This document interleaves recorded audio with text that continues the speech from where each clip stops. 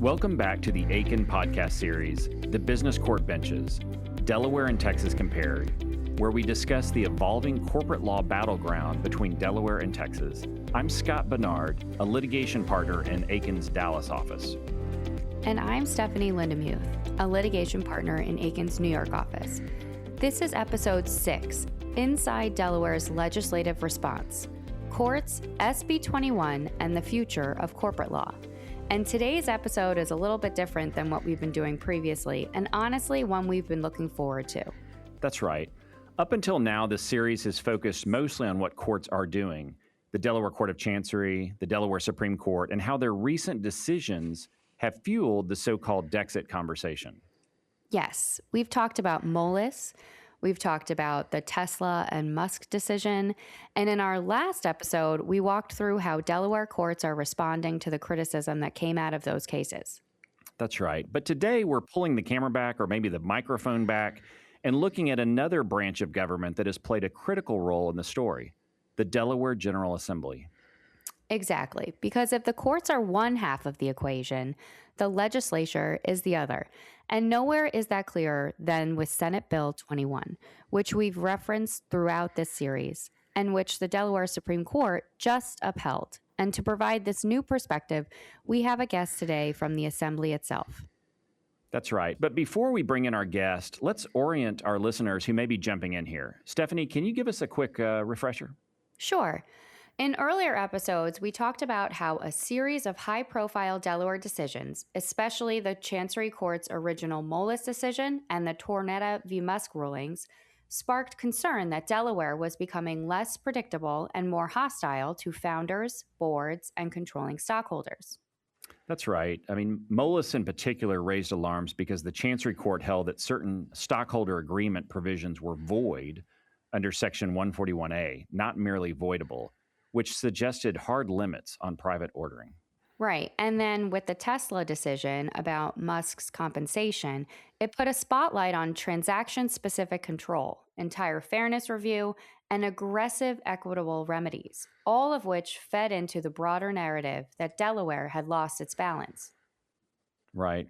And that narrative didn't stop with the commentators. It bled into the boardrooms, the founder circles, and even state-to-state competition, especially because Texas was rolling out its new business courts and codified certain fiduciary protections around the same time.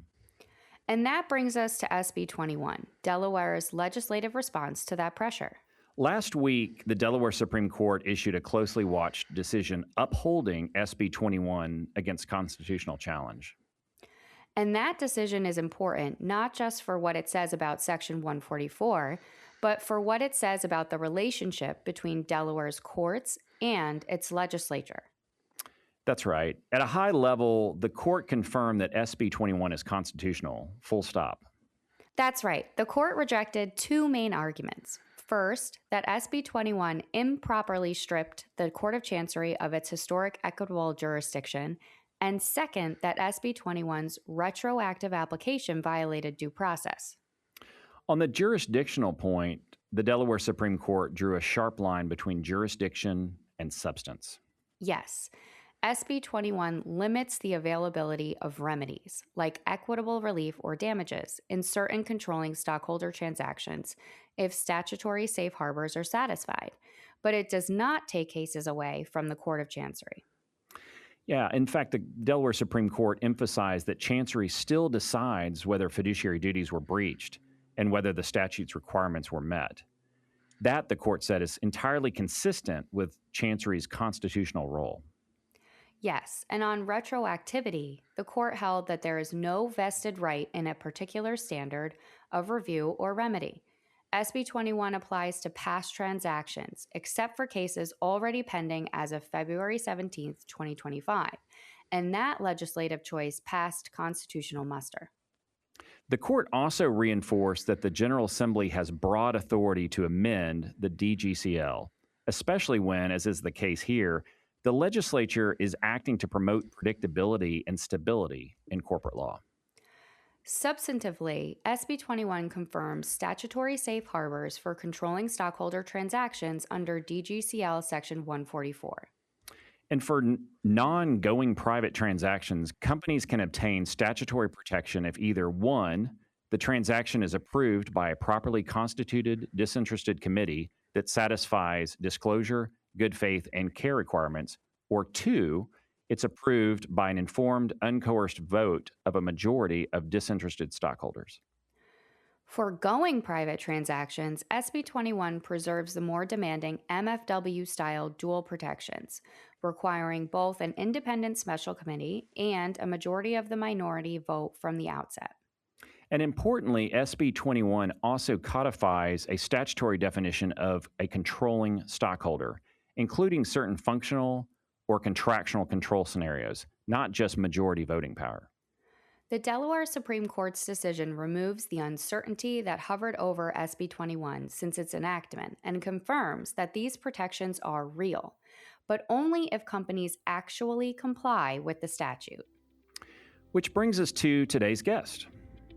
We are thrilled to be joined by Senator Bryan Townsend, the Majority Leader of the Delaware Senate. Senator Townsend represents District 11 in the Delaware Senate and was elected Majority Leader in 2020. He also serves as the chair of the Senate Labor Committee and vice chair of several others, including Judiciary and Health and Social Services. Senator, welcome to the podcast, and thank you for joining us. Thank you very much, Stephanie Scott. Very grateful to have a chance to be here with you. Okay, so let's start at a high level. SB 21 was passed at a moment when Delaware was facing some public criticism from courts, commentators, and even CEOs about its corporate law direction. From the legislator's perspective, what problem was SB 21 designed to solve? And relatedly, how conscious was the General Assembly of the broader Dexit narrative when SB 21 was drafted? Well, the legislature had started to hear word of discontent out there in the broader market in the weeks prior to Senate Bill 21 being drafted and really prior to Dexit becoming the narrative that it seemed to start becoming. I mean, our world moves very fast nowadays. Things can just start and then sweep through like wildfire. And we had heard that there were some frustrations, particularly coming off of the Delaware Supreme Court's decision in Match back in April 2024, I think it was. People who just got very frustrated out there, transactional attorneys and planners and corporate boards and others who thought that the dual protection requirement for all types of conflict transactions was something that was just not really in line with what the market expected or needed overall. So I think that between that and certain, arguably certain creep in the scope of books and records and a variety of other things kind of all came together to really create the ultimate spark that led to the Dexit narrative. Of course, there had been a whole lot of talk or focus initially with regard to the potential role of Elon Musk and all of that, but it really wasn't anything to do with, or it certainly wasn't limited at all to the Tesla context. It was far broader than that. So it was very much in our minds that there was growing concern. But even though we had started to hear that, I think we were surprised by how quickly it all came to a head. Mm-hmm. One of the arguments raised against SB 21 is that it may intrude on the Court of Chancery's historical equitable role. And the Supreme Court rejected that argument in the recent decision we were just talking about. From your perspective, how does the legislature view its role vis-a-vis the courts in shaping Delaware corporate law? Well, I think the legislature is certainly accustomed each year to having our annual corporate law updates, both the DGCL and then our alternative entity statutes. So we're used to every year having a bill before us. I'm now in my 14th year in the legislature, and I think of the 14 years, assuming this year is pretty calm as we expect it to be, there were 3 times perhaps in 14 years where there was a lot more interest than normal. So it would be accurate to say that normally things are pretty calm, and the changes we make each year are viewed as relatively technical and perhaps to some people's minds even boring. But there occasionally things can get a lot spicier than that. Right. And so I think we're unfortunately the past few years it's happened more than once. So it's not just a regular interval. But overall, I think that our view on the role of the court is they are doing the amazing work day in, day out, week in, week out, working tremendously hard, judges and judicial staff, to process their dockets and to continue to uphold Delaware's tradition of thoughtful, expedited decision making in the area of corporate law, and we like to say we move at the speed of business. So it's a service to our broader customers in the franchise side. And the legislature, I think, views itself as in many ways secondary to the court's role in processing day to day. I think what happened here with the Senate Bill 21, and going back to Stephanie's first question, the issue it was meant to solve was we had just gotten a sense that in the process of deciding individual cases and in the process of looking at the facts before them, including on the controlling stockholder side and definitions, the court had started to reach a few decisions that might have been right on the individual case before them, but was creating a broader sort of policy question for the legislature to be the one to more properly step in and solve. Okay. So would it be fair to say that SB 21 reflects more of a recalibration as opposed to a rebuke of the Delaware's judiciary? Certainly, we didn't mean it at all to be a rebuke. And I do think that over the past several years, there have been judges in the Delaware courts, both Court of Chancery and Supreme Court, that have been recipients of a lot of criticism from a small number of individuals who were very upset with their litigation results.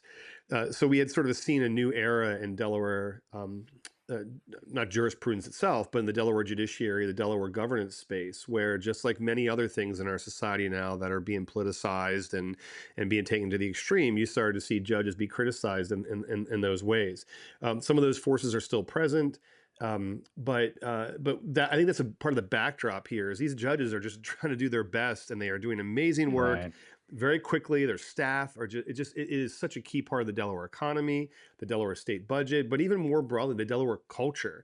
And so I think that's an important backdrop against this, though, is that you can have a judge do the best that she or he can with the facts in front of them.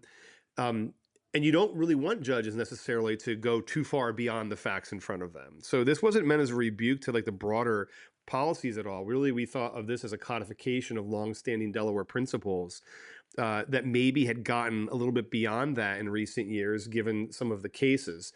But what we were hearing from transactional planners was that Delaware was losing its edge and advantage with regard to the predictability of how some of these things would go. We didn't view the codification through Senate Bill 21 as permitting fiduciary duty breaches. In some ways, it shifted from the question of what is a controller onto the question of, okay, well, whether that person's a controller or not, they might face aiding and abetting claims. Right. So their liability can still be there. It was really meant to kind of provide much more certainty and clarity in the coming years how this would all go, not as a departure from longstanding Delaware legal principles, but just really to tighten those up and to reaffirm them. That's right. I mean, we've talked about on prior episodes, and I think you kind of alluded to this, Senator Townsend. I mean, Delaware in many ways is kind of the gold standard. I think the vice chancellors and the chancellor are amazing. Stephanie and I are in Delaware in court there, and just the knowledge of the law is really impressive. I'd be kind of curious your take. I mean, there's been changes in the business courts kind of around the country recently. I mean, in the past, we've had Nevada, but Texas, where I'm based, just added business courts about a year and a half ago. They just, there's some pretty remarkable differences. For example, they just had their first jury trial, which I know we don't have in Delaware for Court of Chancery, but it's kind of in its early stages. It's only been around for a little while. What's your reaction? And does it impact the way you all are looking at drafting corporate law in Delaware or no? Well, I think it certainly is causing us to want to be fully attentive to making sure that we are at the top of our game. Right. I don't think, and that is to say responsive on the legislature side, continuing to support the judiciary with the resources it needs to do its tremendous work. The Secretary of State's office providing those services that are critical every day to business transactions. So we can't take anything for granted. And I don't think that we've ever felt that we could. But when you're at the top for so long, this is why it's very difficult for sports teams to repeat as champions. It can be really difficult. Right. And so I think that we just view it as an important reminder that we can't take our history for granted and our future for granted. So in that sense, yes, we're very much paying attention. But I also do think that it's important for people to know that at this moment, we don't see it as the competition, particularly from Texas and Nevada, as justifying us diluting our legal principles and our fundamental protections. I think what's at the core of this is the market for many, many, many years. The market has expressed, I think, a high valuation on the balance that Delaware strikes with regard to fiduciary duties and the way it resolves disputes. People want to be here in droves. If something changes about the world, if something changes about the economy, if something changes about investment, and both sides, both company management, officers and directors, and investors, if they all decide they want to go to other jurisdictions, well, then we really have to revisit then sort of the value proposition of Delaware. I don't think that's where we are right now. I don't think it's anywhere close to where we are right now. I think a lot of the changes that happened were either one-off for various reasons, or were headlined by a few very influential individuals, both economic influence and sort of market influence, with their following. I don't think so far we've seen anything that indicates there's a change in the fundamental value proposition of Delaware, but we do want to monitor it. And if it turns out there's this change, then Delaware needs to decide whether it would adapt or not. And I think, building on that, I was at a talk, I want to say last year, with former Vice Chancellor Glasscock at SMU, and he was talking about kind of the marketplace of regulation where there's not necessarily a right or wrong amount of oversight from the courts. There's kind of pros and cons to both, but the existence of different regimes gives consumers, which I guess would be either corporations or and potentially stockholders too, options for how they want to be governed. Do you see that competition, or maybe the better word is optionality, as a good or bad thing, or how do you see it influencing? I mean, it's this kind of building on what you were saying just now, but I'm kind of curious, describe the marketplace and kind of how that impacts what you all are thinking as you're continuing to legislate. Certainly. I mean, I'm also a corporate litigator, so I've seen some of this myself in private practice where there are times that people might say, what just happened to me as a stockholder? I mean, who did what now, and why is that okay? And there are some models out there, Nevada and maybe Texas, that would allow things that Delaware wouldn't allow. And if you assume people know exactly what they're signing up for and they've made a rational decision to do that, and then they get burned in the end, like that's sort of on them. But I think that's one reason why on the public company side, Delaware will continue to probably be an overall reliable place to be, given the protections. I think the issue would partly be is if public markets are no longer the bellwether, and there's a lot of reason to believe they aren't as much anymore in terms of a variety of economic activity, the broader economy, the cutting edge of investment. I mean, if people are going much more private overall and ordering that way, then we'll see if not just public markets and all that goes into that, but even if private ordering decides that Delaware is a place it wants to be or not, that I think would be where other jurisdictions, if they're going to get the footholds in, would be offering some kind of framework where plenty of investors and private companies seem to be willing to roll the dice more than what Delaware would allow. And if people want to do that, if you want to chase high returns with high risk in terms of how you'll be treated as a minority stockholder, then God bless. And I guess there's places for you that would allow things to happen to you legally that Delaware would not say is okay. I mean, remember, you could do all kinds of stuff with the Delaware LLC. You can apportion all kinds of risks with the Delaware LLC. So we already offered that. But with regard to the way that the DGCL operates, again, we think that we still have the balance that's most appropriate for wealth generation and the proper operation of a company. Again, if something changes out there, not just once or twice, not just like an Elon Musk type, but if there's a much broader trend, then Delaware would have to re-examine how it proceeds. I would say that I clerked for former Chancellor William Chandler straight out of law school, and I think we had a case where I had occasion to suggest to the Chancellor that we quote the phrase "Don't mess with Texas." I don't remember the details of that, but I do remember at the time being shocked to learn that it actually had to do with like litter, litter policies, roadway litter policies, and I remember that's a pretty wild. Most of the people in the world probably think they're talking about the Texas culture overall. But I think we take it seriously. I mean, Texas is seemingly has invested and is really trying to stand up a system. I think the issue of jury trials, people had been saying for a while, oh, well, they're going to have juries down there, which is not always the best way you want to decide some of these complicated business disputes. Well, now, they certainly have already teed it up where you could choose to waive that. And so I think Texas, I have full expectation that Texas is going to continue to innovate and do its best. And I think that because of that, it does seem to me we are in a new era where you are going to have more detailed, more thoughtful, more established competitors to Delaware than we've ever seen before. It doesn't mean we will be out of the business. It doesn't mean we won't still be the platinum standard. It just means there probably will be more meaningful competition than there ever has been before, which can't be fully compensated for by us staying at the top of our game. And that's just the way that the world is. But it doesn't mean it has to involve the kind of crumbling away of the Delaware structures that people had seemed to think was occurring or wanted others to think was occurring back as the Dexic narrative started to take hold. Right. Well, so we've talked a lot about recent appellate decisions, including the Moelis decision and the Tesla case in our other episodes and at the beginning of this one. And, given those recent decisions, do you think that the goals SB 21 was aimed at are still present? So, in other words, do you still think SB 21 was necessary for the DGCL? Absolutely. I think that Moelis sort of presented they were all happening around the same time, the same relative 2 to 3 to 4 year window, but absolutely it was still necessary. I think that the Match.com decision had presented a real divergence from the marketplace of not only what people had expected, but really should fairly expect. And so we had to work on that. I think books and records had become a strong and frustration to a lot of practitioners and companies in terms of what it has come to represent, and it hadn't been as much a summary proceeding to take a quick look. It had become like a full blown fight over emails.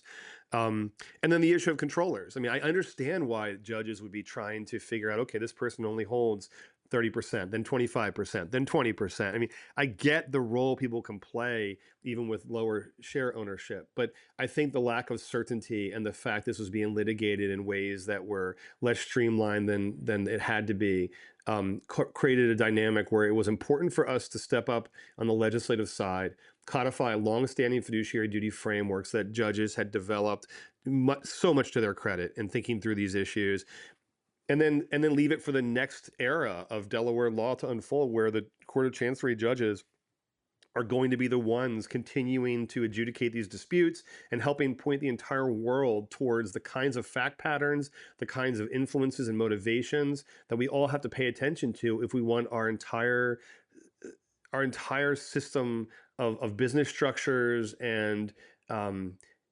ownership versus management. The core of so much of how the world works, it has to run well, and Chancery judges are at the nexus of all of that. So yes, it was still absolutely necessary, but now we let the process unfold again with them at the helm there, and have every reason to believe that Delaware will continue to lead the way.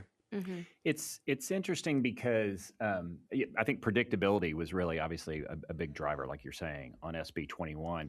But then also one of the interesting issues has been retroactivity, and that was kind of another flashpoint here. And there's been some critics out there that argued, well, maybe SB 21 was justified, but it changed the rules midstream. Others are saying, no, it's restoring predictability. It's not really a divergence. How did the legislature think about kind of balancing those two issues? We've I don't know if we've ever modified a law that would apply to a pending case. I think that part of the issue was when it came to the Moelis legislation, SB 313 from the year prior, there had been one of the vice chancellors wrote in a subsequent decision a bit of a critical point about how it created what he called a donut hole, where now you'd have the court having to apply different legal standards at the same time. Mm-hmm. And so I think to us it was the cleanest, clearest, most predictable, and best way was to basically say, if you filed your litigation already, this won't apply to you. Or in the case of the books and records changes, it was if you had sent a demand letter already, then these changes wouldn't apply to you. But if you had not yet, then the new changes would apply to you. And I think we had a I apologize, I don't actually recall whether there was any delayed implementation date. I know for Molus there was, but the idea was we'd be able to kind of like file cases still if you wanted to. With this, it might have been effective immediately. I apologize, I don't recall right at this moment.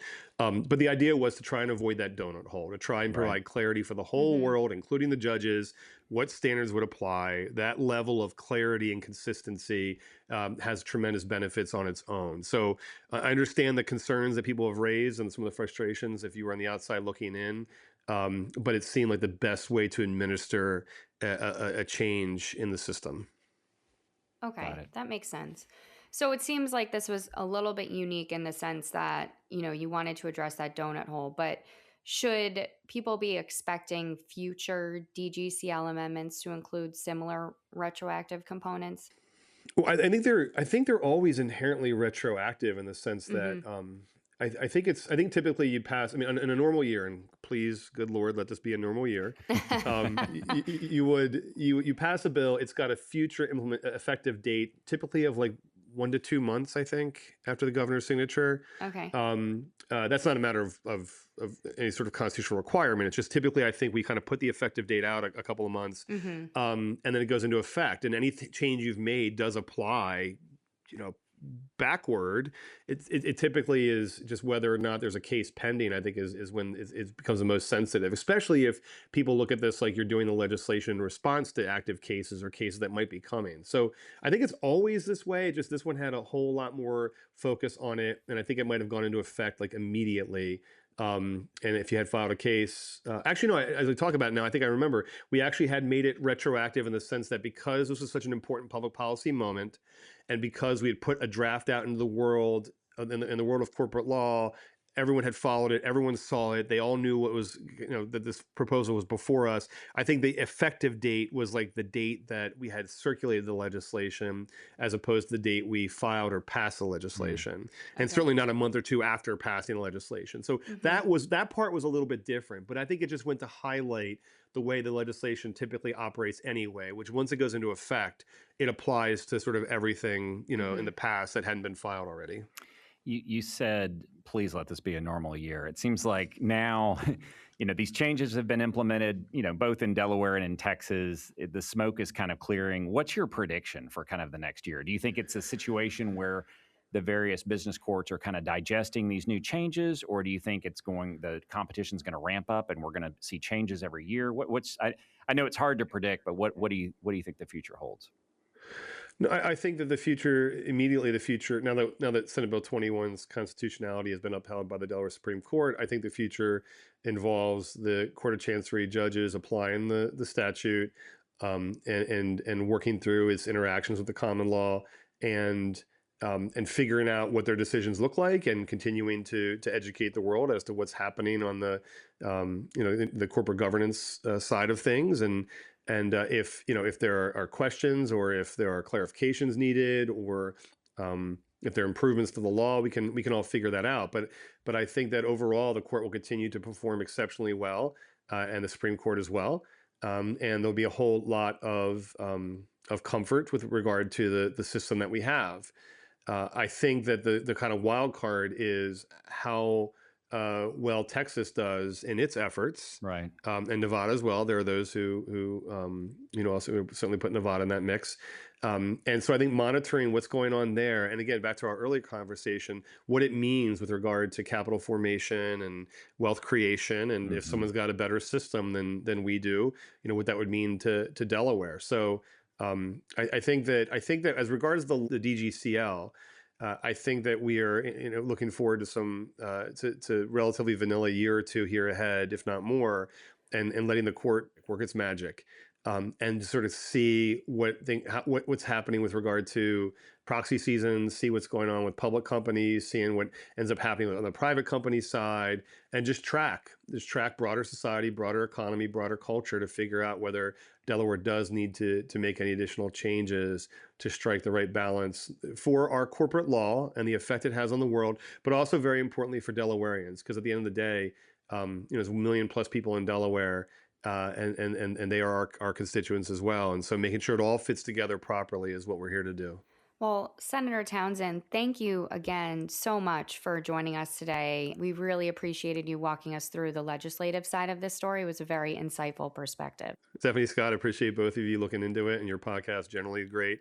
And I'll be following along, and would love to join you again and talk about these issues. Great, thank you. For our listeners, this episode really completes the picture, too. We've talked kind of about the courts, the legislature, and the ongoing evolution of Delaware corporate law. And as always, we'll keep tracking the cases, the statutes, and the competition. And that's a wrap for episode 6, Inside Delaware's Legislative Response, Courts, SB 21, and the Future of Corporate Law, in our podcast series, The Business Court Benches, Delaware and Texas Compared. I'm your co-host, Stephanie Lindemuth, a litigation partner in Akin's New York office. And I'm your co-host, Scott Barnard, a litigation partner in Akin's Dallas office. Thanks so much for listening. We'll catch you next time.